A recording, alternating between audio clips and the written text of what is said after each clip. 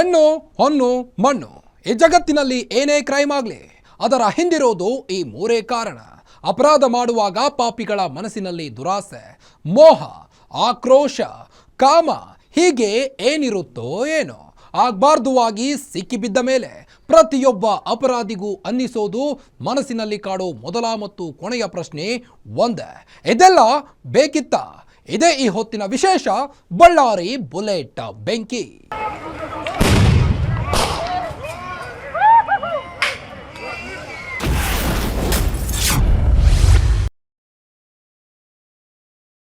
ಹೊಸ ವರ್ಷದ ದಿನ ಬಳ್ಳಾರಿಯಲ್ಲಿ ಬ್ಯಾನರ್ ವಿಚಾರಕ್ಕೆ ಶುರುವಾದ ಗಲಾಟೆ ಇಡೀ ರಾಜ್ಯಾದ್ಯಂತ ಕಾಡ್ಗಿಚ್ಚಿನಂತೆ ಆವರಿಸಿದೆ. ಪ್ರಕರಣಕ್ಕೆ ರಾಜಕೀಯ ತಿರುವು ಸಿಕ್ಕಿದ್ದು ದಿನದಿಂದ ದಿನಕ್ಕೆ ಗಲಾಟೆಯ ಜ್ವಾಲೆ ಹೆಚ್ಚಾಗುತ್ತಲೇ ಇದೆ. ಬಳ್ಳಾರಿ ಘಟನೆಯನ್ನ ಕಾಂಗ್ರೆಸ್ ಮತ್ತು ಬಿಜೆಪಿ ಎರಡೂ ರಾಜಕೀಯವಾಗಿ ಬಳಸಿಕೊಳ್ಳಲು ಮುಂದಾಗಿರುವುದು ಘಟನೆಯ ಜಟಿಲತೆಯನ್ನ ಹೆಚ್ಚಿಸಿದೆ. ಇದರ ನಡುವೆ ಭಾನುವಾರ ಮಹತ್ವದ ಬೆಳವಣಿಗೆ ನಡೀತಾ ಇದ್ದು ಅದರ ಡೀಟೇಲ್ಸ್ ಇಲ್ಲಿದೆ ನೋಡಿ.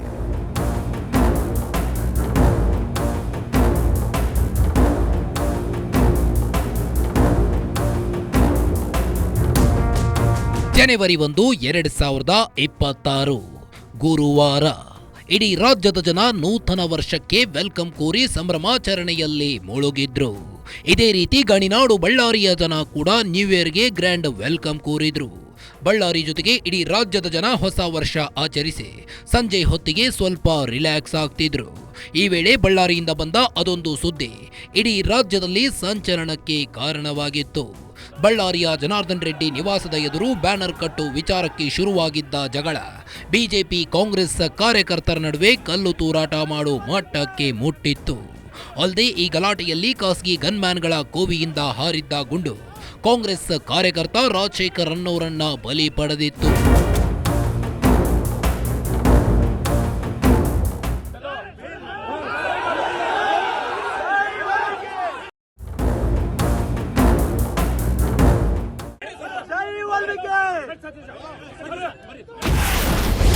ಬಳ್ಳಾರಿ ಗಲಾಟೆ ಸಂಬಂಧ 3 ಗನ್ಮೆನ್ಸ್ ಅರೆಸ್ಟ್.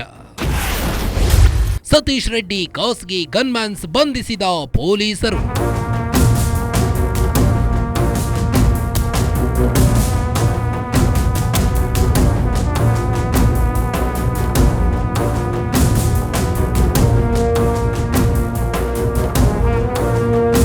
ಎಲ್ಲವೂ ಅಂದುಕೊಂಡಂತೆ ಆಗಿದ್ದಿದ್ರೆ ಬಳ್ಳಾರಿಯಲ್ಲಿ ಶನಿವಾರ ಮಹರ್ಷಿ ವಾಲ್ಮೀಕಿ ಪ್ರತಿಮೆ ಅನಾವರಣಗೊಳ್ಳಬೇಕಿತ್ತು.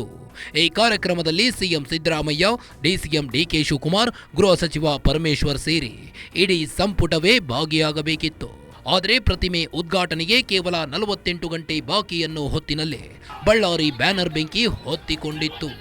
ಮಹರ್ಷಿ ವಾಲ್ಮೀಕಿ ಪ್ರತಿಮೆ ಉದ್ಘಾಟನೆ ಹಿನ್ನೆಲೆಯಲ್ಲೇ ಇಡೀ ಬಳ್ಳಾರಿ ನಗರದಲ್ಲಿ ಮಹರ್ಷಿ ವಾಲ್ಮೀಕಿ ಪ್ರತಿಮೆ ಉದ್ಘಾಟನೆಗೆ ಆಗಮಿಸೋರ ಸ್ವಾಗತದ ಬ್ಯಾನರ್ಗಳಿಂದ ತುಂಬಿ ಹೋಗಿತ್ತು.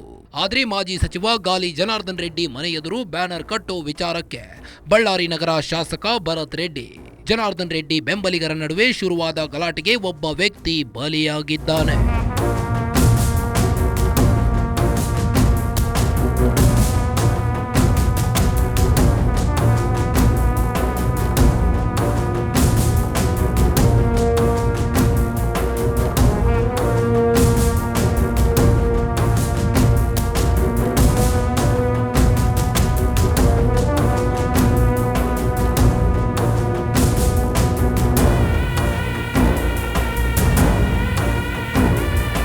ಬಳ್ಳಾರಿ ನಗರ ಶಾಸಕ ನಾರಾ ಭರತ್ ರೆಡ್ಡಿ ಆಪ್ತ ಸತೀಶ್ ರೆಡ್ಡಿ ಖಾಸಗಿ ಗನ್ಮ್ಯಾನ್ಗಳನ್ನು ಇಟ್ಟುಕೊಂಡಿದ್ದಾರೆ. ಸುಮಾರು 6 ರಿಂದ 7 ಜನ ಖಾಸಗಿ ಭದ್ರತಾ ಸಿಬ್ಬಂದಿ ಸತೀಶ್ ರೆಡ್ಡಿಗೆ ರಕ್ಷಣೆ ನೀಡುತ್ತಿದ್ರು.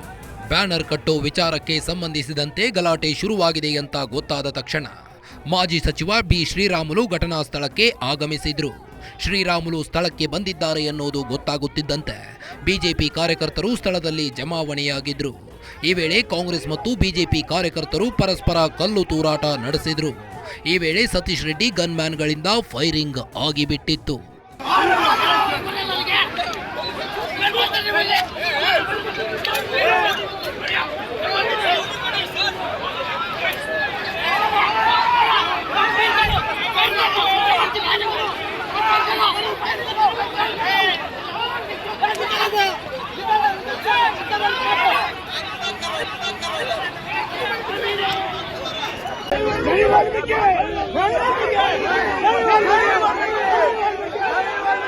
ಸತೀಶ್ ರೆಡ್ಡಿಯನ್ನ ಕಾಪಾಡೋ ನಿಟ್ಟಿನಲ್ಲಿ ಖಾಸಗಿ ಭದ್ರತಾ ಸಿಬ್ಬಂದಿ ಫೈರಿಂಗ್ ಮಾಡಿದ್ರು. ಈ ಫೈರಿಂಗ್ ನಲ್ಲಿ ಕಾಂಗ್ರೆಸ್ ಕಾರ್ಯಕರ್ತ ರಾಜಶೇಖರ್ ಅನ್ನೋರು ಮೃತಪಟ್ಟಿದ್ರು. ಕಾಂಗ್ರೆಸ್ ಕಾರ್ಯಕರ್ತ ಬಲಿಯಾಗುತ್ತಿದ್ದಂತೆ ಇಡೀ ಘಟನೆಗೆ ಮೇಜರ್ ಟ್ವಿಸ್ಟ್ ಸಿಕ್ಕಿತ್ತು. ರಾಜಶೇಖರ್ ಸಾವಿಗೆ ಜನಾರ್ದನ್ ರೆಡ್ಡಿ ಗನ್ಮ್ಯಾನ್ಗಳು ಹಾರಿಸಿದ ಗುಂಡು ಕಾರಣ ಅಂತ ಆರೋಪಿಸಲಾಗಿತ್ತು. ಆದರೆ ಈಗ ಪೊಲೀಸರು ಸತೀಶ್ ರೆಡ್ಡಿ ಗನ್ಮ್ಯಾನ್ಗಳಿಂದ ಗುಂಡು ಹಾರಿದೆ ಅನ್ನೋ ಅನುಮಾನದಲ್ಲೇ ಸತೀಶ್ ರೆಡ್ಡಿಯ 3 ಗನ್ಮ್ಯಾನ್ಗಳಾದ ಮಹೇಂದ್ರ ಸಿಂಗ್, ಬಲ್ಜಿತ್ ಸಿಂಗ್, ಗುರುಚರಣ್ ಸಿಂಗ್ರನ್ನ ಬಂಧಿಸಿದ್ದಾರೆ. 3ವರಿಗೂ ವೈದ್ಯಕೀಯ ಪರೀಕ್ಷೆ ನಡೆಸಿ ಬಳಿಕ ಕೋರ್ಟ್ ಎದುರು ಹಾಜರುಪಡಿಸಿದ್ರು. ವಿಚಾರಣೆ ನಡೆಸಿದ ನ್ಯಾಯಾಲಯ 3ವರಿಗೂ ನ್ಯಾಯಾಂಗ ಬಂಧನ ವಿಧಿಸಿದೆ.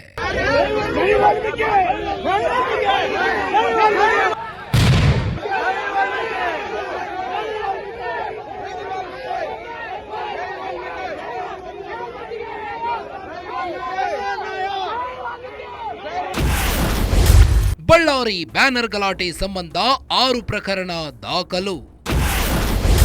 ಬ್ರೂಸ್ಪೇಟೆ ಠಾಣೆ ಪೊಲೀಸರಿಂದ 26 ಜನರ ಬಂಧನ.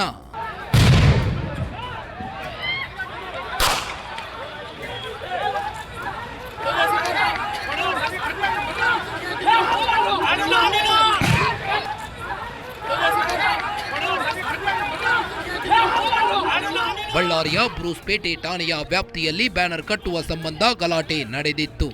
ಬ್ಯಾನರ್ ಕಟ್ಟುವ ಸಂಬಂಧ ಸಣ್ಣ ಗಲಾಟೆ ಶುರುವಾಗಿದೆ ಅಂತ ಗೊತ್ತಾದ ತಕ್ಷಣ ಪೊಲೀಸರು ಸ್ಥಳಕ್ಕೆ ಆಗಮಿಸಿದ್ರು. ಪರಿಸ್ಥಿತಿ ನಿಯಂತ್ರಿಸಲು ಪ್ರಯತ್ನ ಪಟ್ಟಿದ್ರು. ಆದರೆ 2 ಕಡೆಯವರು ತೊಡೆ ತಟ್ಟಿ ನಿಂತ ಕಾರಣ ಪೊಲೀಸರಿಂದ ಪರಿಸ್ಥಿತಿ ಕಂಟ್ರೋಲ್ ಮಾಡಲು ಆಗಿರಲಿಲ್ಲ. ಸಣ್ಣ ಗಲಾಟೆ ಜ್ವಾಲಾಗ್ನಿಯಾಗಿ ಬದಲಾಗಿತ್ತು. ಪೊಲೀಸರ ಮೇಲೂ ಕಲ್ಲು ತೂರಾಟವಾಗಿತ್ತು. ಈ ಕುರಿತು ಪೊಲೀಸರು 6 ಪ್ರಕರಣಗಳನ್ನು ದಾಖಲಿಸಿದ್ದಾರೆ. ಸ್ಥಳದಲ್ಲಿದ್ದವರು ಮಾಡಿದ್ದ ವಿಡಿಯೋ ರೆಕಾರ್ಡ್, ಮಾಧ್ಯಮಗಳಲ್ಲಿ ಪ್ರಸಾರವಾಗಿದ್ದ ದೃಶ್ಯಗಳು, ಸೋಷಿಯಲ್ ಮೀಡಿಯಾ ವಿಡಿಯೋಗಳನ್ನು ಆಧರಿಸಿ ಇದುವರೆಗೆ ಸುಮಾರು 26 ಜನರನ್ನ ಬ್ರೂಸ್ಪೇಟೆ ಪೊಲೀಸರು ಬಂಧಿಸಿದ್ದಾರೆ.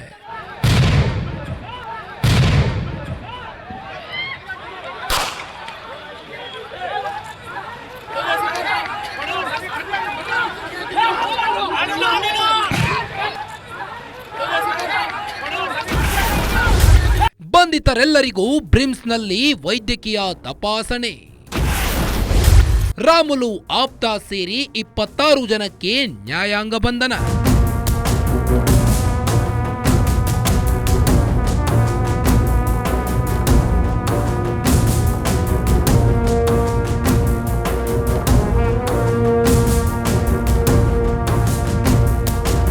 ಬಳ್ಳಾರಿ ಬ್ಯಾನರ್ ಗಲಾಟೆ ಸಂಬಂಧ 26 ಜನರನ್ನ ಬಂಧಿಸಿದ್ದಾರೆ.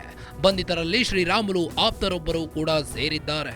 ಬಂಧಿತರೆಲ್ಲರನ್ನ ಬ್ರೂಸ್ಪೇಟೆ ಠಾಣೆಯಲ್ಲಿ ಇರಿಸಲಾಗಿತ್ತು. ಬಳಿಕ ಎಲ್ಲರನ್ನೂ ಬ್ರಿಮ್ಸ್ ಆಸ್ಪತ್ರೆಗೆ ಕರೆದೊಯ್ದು ವೈದ್ಯಕೀಯ ತಪಾಸಣೆ ಮಾಡಿಸಿದರು. ಇದಾದ ಬಳಿಕ ಬಳ್ಳಾರಿ ಜಿಲ್ಲಾ ನ್ಯಾಯಾಧೀಶರ ಎದುರು 26 ಜನರನ್ನ ಹಾಜರುಪಡಿಸಲಾಗಿತ್ತು. ಪ್ರಕರಣದ ವಿಚಾರಣೆ ನಡೆಸಿದ ಜಿಲ್ಲಾ ನ್ಯಾಯಾಧೀಶರು 26 ಜನರಿಗೂ ನ್ಯಾಯಾಂಗ ಬಂಧನ ವಿಧಿಸಿ ಆದೇಶವನ್ನ ಹೊರಡಿಸಿದ್ದಾರೆ. ಇನ್ನು ಕೇಸ್ ಸಂಬಂಧ ಪೊಲೀಸರು ಹೆಚ್ಚಿನ ತನಿಖೆ ನಡೆಸುತ್ತಿದ್ದು, ಮುಂದಿನ ದಿನಗಳಲ್ಲಿ ಇನ್ನೂ ಹಲವರನ್ನ ಬಂಧಿಸೋ ಸಾಧ್ಯತೆ ಇದೆ. ಈ ಕುರಿತು ಬಳ್ಳಾರಿ ಪೊಲೀಸರು ಮಾಧ್ಯಮ ಪ್ರಕಟಣೆ ಹೊರಡಿಸಿದ್ದಾರೆ.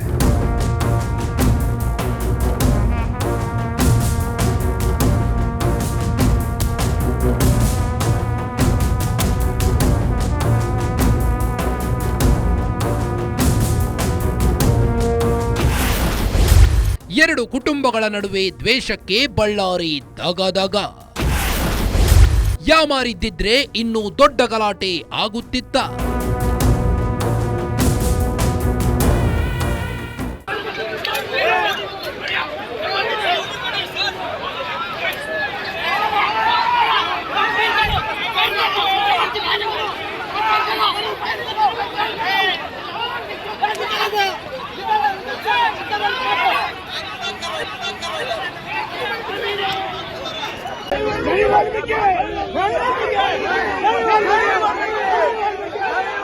ಮೇಲ್ನೋಟಕ್ಕೆ ಇದು ರಾಜಕೀಯ ದ್ವೇಷಕ್ಕೆ ನಡೆದಿರೋ ಗಲಾಟೆ ಅಂತ ನಮಗನಿಸುತ್ತೆ.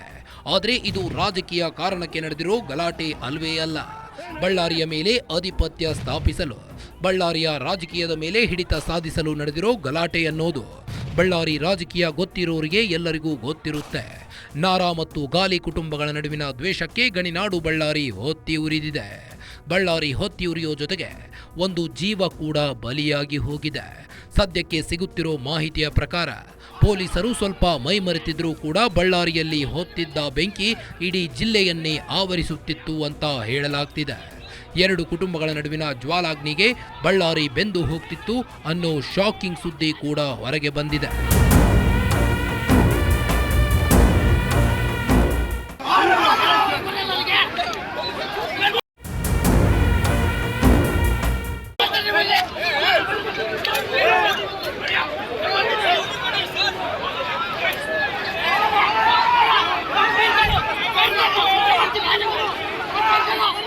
ಪೊಲೀಸರು ಹೈ ಅಲರ್ಟ್ ಆಗಿದ್ದ ಕಾರಣಕ್ಕೆ ಬಳ್ಳಾರಿಯಲ್ಲಿ ನಡೆಯಬೇಕಿದ್ದ ಮಾರಣ ಹೋಮ ತಪ್ಪಿ ಹೋಗಿದೆ ಅನ್ನೋದು ಬಳ್ಳಾರಿಯಲ್ಲಿ ಒಬ್ಬರಿಂದ ಒಬ್ಬರಿಗೆ ಹರಡುತ್ತಿದೆ. ಪೊಲೀಸರು ಸ್ವಲ್ಪ ಮೈಮರೆತಿದ್ರೆ ಇನ್ನೂ ದೊಡ್ಡ ಗಲಾಟೆ ನಡೀತಿತ್ತು ಅನ್ನೋ ವಿಚಾರ ಕೂಡ ಬೆಳಕಿಗೆ ಬಂದಿದೆ. ಇದೆಲ್ಲ ಗೊತ್ತಾಗುತ್ತಿದ್ದಂತೆ ಬಳ್ಳಾರಿ ನಗರ ಶಾಸಕ ಭರತ್ ರೆಡ್ಡಿ ವಿರುದ್ಧವೇ ಅನುಮಾನದ ಕಣ್ಣುಗಳು ನೆಡತೊಡಗಿವೆ. ಬ್ಯಾನರ್ ವಿಚಾರಕ್ಕೆ ಗಲಾಟೆ ಮಾಡಿ ಸುಖ ಸುಮ್ಮನೆ ವಿವಾದ ಮೈಮೇಲೆ ಎಳೆದುಕೊಂಡಿದ್ದಾರೆ ಅನ್ನೋ ಆರೋಪ ಕೇಳಿ ಬಂದಿದೆ. ಹೊಸ ವರ್ಷದ ದಿನ ಪೊಲೀಸರು ಸ್ವಲ್ಪವೇ ಮೈಮರೆತಿದ್ರು ಬಳ್ಳಾರಿಯಲ್ಲಿ ಇನ್ನೂ ದೊಡ್ಡ ಗಲಾಟೆ ಆಗ್ತಿತ್ತು ಅನ್ನೋ ಮಾತುಗಳು ಕೇಳಿ ಬರ್ತಿವೆ. ಪೊಲೀಸರು ಫುಲ್ ಅಲರ್ಟ್ ಆಗಿದ್ದ ಕಾರಣಕ್ಕೆ ನಡಿಬೇಕಿದ್ದ ದೊಡ್ಡ ಅನಾಹುತ ತಪ್ಪಿ ಹೋಗಿದೆ ಅಂತ. ಜೊತೆಗೆ ಹೊಸದಾಗಿ ಬಂದಿರೋ ಒಂದು ವಿಡಿಯೋ ಭರತ್ ರೆಡ್ಡಿ ಕಡೆಗೆ ಅನುಮಾನ ನೋಟ ಬೀರುವಂತೆ ಮಾಡಿದೆ. ಹೀಗಾಗಿ ಮುಂದಿನ ದಿನಗಳಲ್ಲಿ ಭರತ್ ರೆಡ್ಡಿಗೆ ಕಾಂಗ್ರೆಸ್ ಹೈಕಮಾಂಡ್ ಲಗಾಮು ಹಾಕುತ್ತಾ ಬಳ್ಳಾರಿಯಲ್ಲಿ ಕಾಂಗ್ರೆಸ್ ಕತೆ ಏನಾಗುತ್ತೆ ಅಂತ ಡೀಟೇಲ್ ಆಗಿ ತೋರಿಸ್ತೀವಿ, ನೋಡಿ.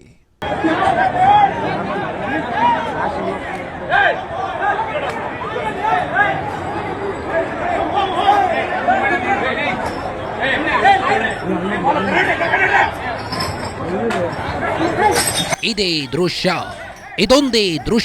ಇದೊಂದೇ ಒಂದು ದೃಶ್ಯ. ಪೊಲೀಸರು ಆಟೋ ಒಂದನ್ನ ಹಿಡಿದು ಎಳೆದಾಡ್ತಿರೋ ದೃಶ್ಯ ಭಾನುವಾರ ರಿಲೀಸ್ ಆಗಿದೆ. ಈ ವಿಡಿಯೋ ರಿಲೀಸ್ ಆಗ್ತಿದ್ದಂತೆ ದೊಡ್ಡ ದೊಡ್ಡ ಆರೋಪಗಳು ಕೇಳಿ ಬರೋಕೆ ಶುರು ಮಾಡಿವೆ. ಆಟೋದಲ್ಲಿ ಬಿದ್ದಂತಹ ವಸ್ತುಗಳನ್ನ ಕಂಡು ಜನ ತರಹೇವಾರಿ ಊಹಾಪೋಹಗಳನ್ನ ಹಬ್ಬಿಸುತ್ತಿದ್ದಾರೆ. ಈ ವಿಡಿಯೋ ರಿಲೀಸ್ ಆದ ಮೇಲೆ ಬಳ್ಳಾರಿ ಜನ ಅಕ್ಷರಶಃ ಬೆಚ್ಚಿ ಬಿದ್ದಿದ್ದಾರೆ. ಆಟೋದಲ್ಲಿದ್ದ ವಸ್ತುಗಳ ಕುರಿತು ಮಾಹಿತಿ ಸಿಕ್ಕ ಬಳಿಕ ನಡುಗುವ ಚಳಿಯಲ್ಲೂ ಬೆವರು ಸುರಿಸಲು ಆರಂಭಿಸಿದ್ದಾರೆ. ಒಂದು ವೇಳೆ ಪೊಲೀಸರು ಸ್ವಲ್ಪ ಎಚ್ಚರ ತಪ್ಪಿದ್ರೂ ನಡೀತಿದ್ದ ಮಾರಣ ಹೋಮವನ್ನ ನೆನೆದು ಕನಸಿನಲ್ಲೂ ಭಯಭೀತಗೊಂಡಿದ್ದಾರೆ.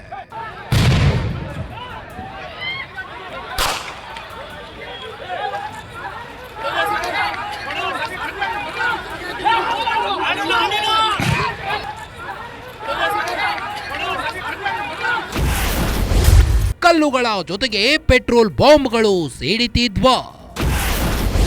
ಪೊಲೀಸರು ಎಚ್ಚರ ತಪ್ಪಿದ್ರೆ ಆಗುತ್ತಿತ್ತ ಮಾರಣ ಹೋಮ. ಪೊಲೀಸರು ಒಂದು ಆಟೋನ ಹಿಡಿದು ಹಿಂದಕ್ಕೆ ಎಳಿತಿದ್ದಾರೆ. ಹೀಗೆ ಹಿಂದಕ್ಕೆ ಎಳೆಯೋ ವೇಳೆ ಕೆಲ ವಸ್ತುಗಳು ಒಂದು ಕ್ರೇಟ್ ವಾಹನದಿಂದ ಕೆಳಗೆ ಬಿದ್ದಿತ್ತು. ಇವು ಬೇರೇನೂ ಅಲ್ಲ, ಪೆಟ್ರೋಲ್ ಬಾಂಬ್ಗಳು ಅಂತ ಕೆಲವರು ಹೇಳ್ತಿದ್ದಾರೆ. ಬಳ್ಳಾರಿಯಲ್ಲಿ ಬ್ಯಾನರ್ ಕಟ್ಟೋ ವಿಚಾರಕ್ಕೆ ಕಾಂಗ್ರೆಸ್ ಬಿಜೆಪಿ ಕಾರ್ಯಕರ್ತರ ನಡುವೆ ಗಲಾಟೆ ನಡೆದಿರುವುದಂತೂ ನಿಜ. ಇದರಲ್ಲಿ ಬಡಿಗೆಗಳನ್ನ ಹಿಡಿದು ಎರಡು ಬಣದವರು ಬಡಿದಾಡಿಕೊಂಡಿದ್ರು. ಜೊತೆಗೆ ಎರಡು ಬಣಗಳ ನಡುವೆ ಕಲ್ಲು ತೂರಾಟ ಕೂಡ ನಡೆದಿದೆ. ಇದೇ ರೀತಿ ಕಲ್ಲುಗಳ ಜೊತೆಗೆ ಪೆಟ್ರೋಲ್ ಬಾಂಬ್ಗಳನ್ನ ಸಿಡಿಸಲು ಸಹ ತಯಾರಿ ಮಾಡಿಕೊಂಡಿದ್ರು ಅನ್ನೋ ಮಾತುಗಳು ಕೇಳಿ ಬರ್ತಿವೆ.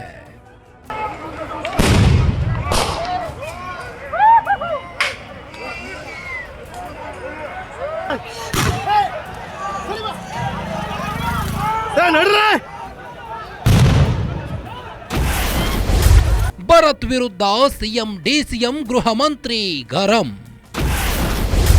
ಶಾಸಕರ ಜೊತೆ ಜಿಲ್ಲಾ ಉಸ್ತುವಾರಿ ಜಮೀರ್ಗೆ ಕ್ಲಾಸ್. ಒಂದೇ ಒಂದು ಬ್ಯಾನರ್ ಕಟ್ಟುವ ವಿಚಾರಕ್ಕೆ ಶುರುವಾದ ಈ ಗಲಾಟೆ ಜ್ವಾಲಾಗ್ನಿಯನ್ನೇ ಹೊತ್ತಿ ಉರಿಸಿದೆ.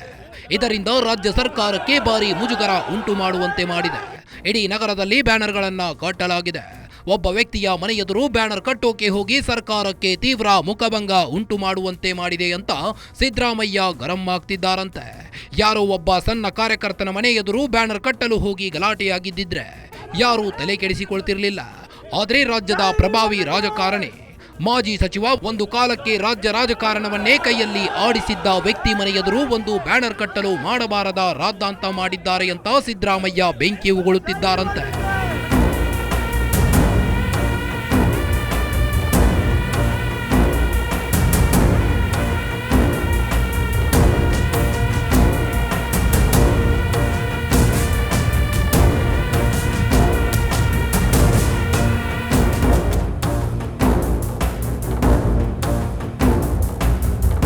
ಇದೇ ರೀತಿ ಡಿಸಿಎಂ ಡಿಕೆ ಶಿವಕುಮಾರ್, ಗೃಹ ಸಚಿವ ಪರಮೇಶ್ವರ್ ಕೂಡ ಭರತ್ ರೆಡ್ಡಿಗೆ ಕ್ಲಾಸ್ ತೆಗೆದುಕೊಂಡಿದ್ದಾರೆ ಅಂತ ಗೊತ್ತಾಗಿದೆ. ಒಂದೇ ಒಂದು ಬ್ಯಾನರ್ ಕಟ್ಟದೆ ಹೋಗಿದ್ದಿದ್ರೆ ಪ್ರಪಂಚ ಏನು ಮುಳುಗಿ ಹೋಗ್ತಿರ್ಲಿಲ್ಲ. ಯಾರೋ ಒಬ್ಬರು ಮಾಡಿದ ಎಡವಟ್ಟಿನ ಕೆಲಸಕ್ಕೆ ರಾಜ್ಯ ಸರ್ಕಾರ, ಕಾಂಗ್ರೆಸ್ ಪಕ್ಷ ಉತ್ತರ ನೀಡಬೇಕಾಗಿ ಬಂದಿದೆ. ಈ ಪರಿಸ್ಥಿತಿಗೆ ಕಾರಣವಾಗಿದ್ದಕ್ಕೆ ಭರತ್ ರೆಡ್ಡಿಗೆ ಸರಿಯಾಗಿಯೇ ಕ್ಲಾಸ್ ತೆಗೆದುಕೊಂಡಿದ್ದಾರೆ ಅಂತ ಕಾಂಗ್ರೆಸ್ ಉನ್ನತ ಮೂಲಗಳಿಂದ ನಿಮ್ಮ ಗ್ಯಾರಂಟಿ ನ್ಯೂಸ್ಗೆ ಮಾಹಿತಿ ಸಿಕ್ಕಿದೆ. ಕೇವಲ ಭರತ್ ರೆಡ್ಡಿಗೆ ಮಾತ್ರವಲ್ಲ, ಬಳ್ಳಾರಿ ಜಿಲ್ಲಾ ಉಸ್ತುವಾರಿ ಸಚಿವ ಜಮೀರ್ ಅಹ್ಮದ್ ಖಾನ್ ವಿರುದ್ಧವೂ ಸಿದ್ದರಾಮಯ್ಯ ಫುಲ್ ಗರಂ ಆಗಿದ್ದಾರೆ ಅನ್ನೋ ಮಾಹಿತಿ ಸಿಕ್ಕಿದೆ. ಪರಿಸ್ಥಿತಿಯನ್ನ ಸರಿಯಾಗಿ ನಿಭಾಯಿಸದೆ ಕಾನೂನು ಸುವ್ಯವಸ್ಥೆ ಹದಗೆಟ್ಟಿದೆ ಅನ್ನೋ ರೀತಿ ವಿಪಕ್ಷಗಳು ಘಟನೆಯನ್ನ ಬಿಂಬಿಸಲು ಶುರು ಮಾಡಿರುವುದು ಸಿದ್ದರಾಮಯ್ಯ ಕೋಪಕ್ಕೆ ಕಾರಣವಾಗಿದೆ.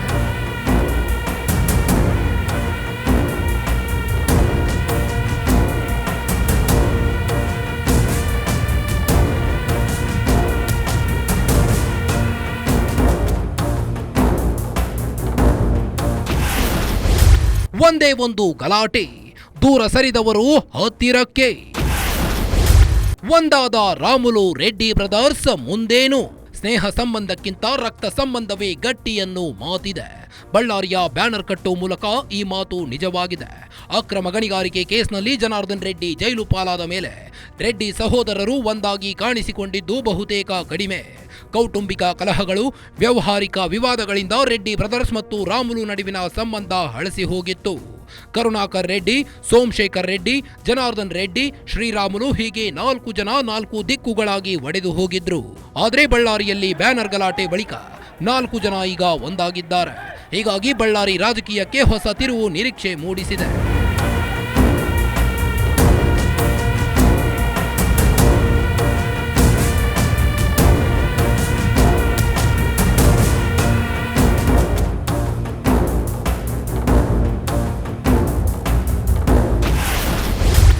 ನಾಲ್ವರು 4 ದಿಕ್ಕಿಗೆ ಮುಖ, ಕುಸಿದಿದ್ದ ಬಿಜೆಪಿ ಬಲ. ದಶಕದ ಬಳಿಕ ಒಂದಾದ ಜನಾರ್ದನ್ ಕರುಣಾಕರ್ ರೆಡ್ಡಿ. ಯಾವುದೋ ಒಂದು ಲೇಔಟ್ ವಿಚಾರಕ್ಕೆ ಗಾಲಿ ಕರುಣಾಕರ್ ರೆಡ್ಡಿ ಬಿ ಶ್ರೀರಾಮುಲು ನಡುವೆ ಬಿರುಕು ಮೂಡಿತ್ತು. ಈ ವೇಳೆ ಜನಾರ್ದನ್ ರೆಡ್ಡಿ ಆಪ್ತ ಸ್ನೇಹಿತನ ಪರ ನಿಂತಿದ್ದ. ಇದರಿಂದ ಖುದ್ದು ಹೋಗಿದ್ದ ಕರುಣಾಕರ್ ರೆಡ್ಡಿ ಜನಾರ್ದನ್ ರೆಡ್ಡಿ ಜೊತೆಗೆ ಮಾತ್ರವೇ ಅಲ್ಲ, ತಮ್ಮ ಇನ್ನೊಬ್ಬ ಸಹೋದರ ಸೋಮಶೇಖರ್ ರೆಡ್ಡಿ ಜೊತೆಗೂ ಅಂತರ ಕಾಯ್ದುಕೊಂಡಿದ್ರು. ಜನಾರ್ದನ್ ರೆಡ್ಡಿ ಮತ್ತು ಕರುಣಾಕರ್ ರೆಡ್ಡಿ ನಡುವಿನ ಸಂಬಂಧ ಸಂಪೂರ್ಣ ಹಳಸಿ ಹೋಗಿತ್ತು. ಜನಾರ್ದನ್ ರೆಡ್ಡಿ ಮಗಳ ಮದುವೆಗೆ ಅಣ್ಣನಿಗೆ ಆಹ್ವಾನ ಕೊಟ್ಟಿರಲಿಲ್ಲ. ತಮ್ಮನಿಗಿಂತ ತಾನೇನು ಕಡಿಮೆ ಇಲ್ಲ ಅಂತ ಕರುಣಾಕರ್ ರೆಡ್ಡಿ ತಮ್ಮನ ಮಗಳ ಮದುವೆಗೆ ಹೋಗಿರಲಿಲ್ಲ. ಇದಾದ ಬಳಿಕ 4 ಜನರ ನಡುವೆ ಒಮ್ಮತ ಮೂಡಿರಲಿಲ್ಲ. 4 ದಿಕ್ಕಿಗೆ ಮುಖ ಮಾಡಿದ ಬಳಿಕ ಗಣಿನಾಡು, ಬಳ್ಳಾರಿ ಸೇರಿ ಸುತ್ತಮುತ್ತಲ ಜಿಲ್ಲೆಗಳಲ್ಲಿ ಬಿಜೆಪಿ ಬಲ ಕುಸಿದಿತ್ತು.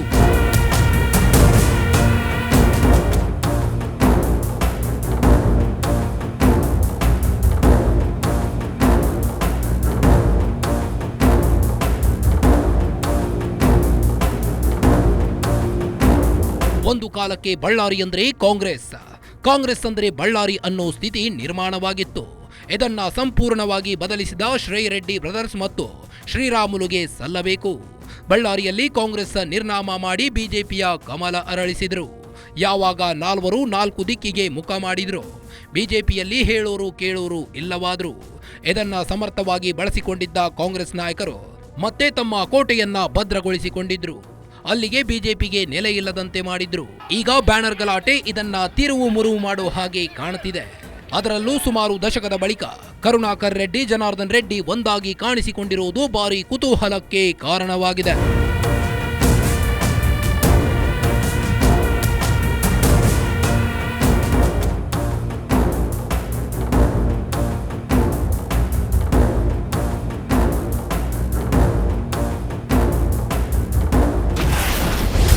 ದಿಡ್ಡಿ ಬಾಗಿಲು ಭದ್ರ ಮಾಡಿದ್ದ ಕಾಂಗ್ರೆಸ್ಗೆ ಸವಾಲು. ಒಂದೇ ಒಂದು ಗಲಾಟೆಯಿಂದ ಎಲ್ಲವೂ ಉಲ್ಟಾ ಪಲ್ಟಾ. ರೆಡ್ಡಿ ಬ್ರದರ್ಸ್ ಮತ್ತು ಶ್ರೀರಾಮುಲು ಒಬ್ಬೊಬ್ಬರು ಒಂದೊಂದು ದಿಕ್ಕಿಗೆ ಮುಖ ಮಾಡಿದ್ರು. ಇದರಿಂದಾಗಿ ಕಾಂಗ್ರೆಸ್ ನಾಯಕರು ತಮ್ಮ ಕೋಟೆಗೆ ಲಗ್ಗೆ ಇಟ್ಟಿದ್ದವರನ್ನ ಹೊರಗೆ ಹಾಕಿ ದಿಡ್ಡಿ ಬಾಗಿಲು ಭದ್ರ ಮಾಡಿ ಮತ್ತೆ ಭದ್ರಕೋಟೆ ಮಾಡಿಕೊಂಡಿದ್ರು. ಸುಮಾರು 2 ದಶಕಗಳ ನಿರಂತರ ಹೋರಾಟ ಮಾಡಿ ಕೈಜಾರಿ ಹೋಗಿದ್ದ ಭದ್ರಕೋಟೆಯನ್ನ ಮತ್ತೆ ಮರಳಿ ಪಡೆದಿದ್ರು. ಆದ್ರೆ ಬಳ್ಳಾರಿಯಲ್ಲಿ ಒಂದೇ ಒಂದು ಬ್ಯಾನರ್ ಕಟ್ಟೋ ವಿಚಾರಕ್ಕೆ ನಡೆದಿರೋ ಈ ಗಲಾಟೆ ಕಾಂಗ್ರೆಸ್ ನಾಯಕರ ಇಷ್ಟು ವರ್ಷಗಳ ಶ್ರಮವನ್ನ ನೀರಲ್ಲಿ ಮಾರಣ ಹೋಮ ಮಾಡಿದಂತಾಗಿದೆ.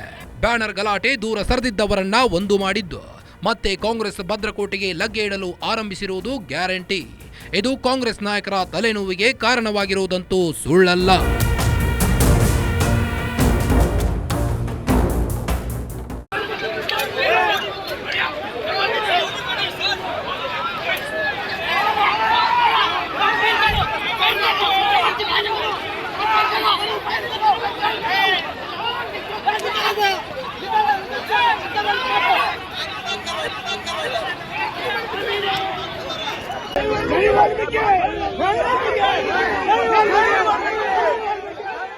ಒಟ್ನಲ್ಲಿ ಬಳ್ಳಾರಿಯ ಬ್ಯಾನರ್ ಗಲಾಟೆ ರಾಜ್ಯ ರಾಜಕಾರಣಕ್ಕೆ ದೊಡ್ಡ ತಿರುವು ನೀಡಿದೆ. ಕಾಂಗ್ರೆಸ್ ವಿರುದ್ಧ ಪ್ರಬಲ ಅಸ್ತ್ರಕ್ಕೆ ಕಾದು ಕುಳಿತಿದ್ದ ಬಿಜೆಪಿ ನಾಯಕರಿಗೆ ಬ್ರಹ್ಮಾಸ್ತ್ರವೇ ಸಿಕ್ಕಿದಂತಾಗಿದೆ. ಜೊತೆಗೆ ನಾನೊಂದು ತೀರಾ ನೀನೊಂದು ತೀರಾ ಅಂತಿದ್ದ ಬಳ್ಳಾರಿ ಗಣಿದನಿಗಳನ್ನ ಒಂದು ಮಾಡಿದೆ. ಇದು ಮುಂದಿನ ದಿನಗಳಲ್ಲಿ ಬಳ್ಳಾರಿ ರಾಜಕೀಯದ ಮೇಲೆ ಮತ್ತು ರಾಜ್ಯ ರಾಜಕೀಯದ ಮೇಲೆ ಯಾವ ರೀತಿಯ ಪರಿಣಾಮ ಬೀರಲಿದೆ, ಯಾವ ರೀತಿಯ ರಾಜಕೀಯ ಧ್ರುವೀಕರಣಕ್ಕೆ ಕಾರಣವಾಗಲಿದೆ, ಕಾಂಗ್ರೆಸ್ ಸರ್ಕಾರಕ್ಕೆ ಎಷ್ಟರ ಮಟ್ಟಿಗೆ ಡ್ಯಾಮೇಜ್ ಉಂಟು ಮಾಡಲಿದೆ ಅನ್ನುವುದಕ್ಕೆ ಕಾಲವೇ ಉತ್ತರ ನೀಡಬೇಕಾಗಿದೆ. ಇದಾಗಿತ್ತು ಈ ಹೊತ್ತಿನ ವಿಶೇಷ. ನೋಡ್ತಾ ಇರಿ ಗ್ಯಾರಂಟಿ ನ್ಯೂಸ್, ಸುದ್ದಿ ಖಚಿತ, ನ್ಯಾಯ ನಿಶ್ಚಿತ.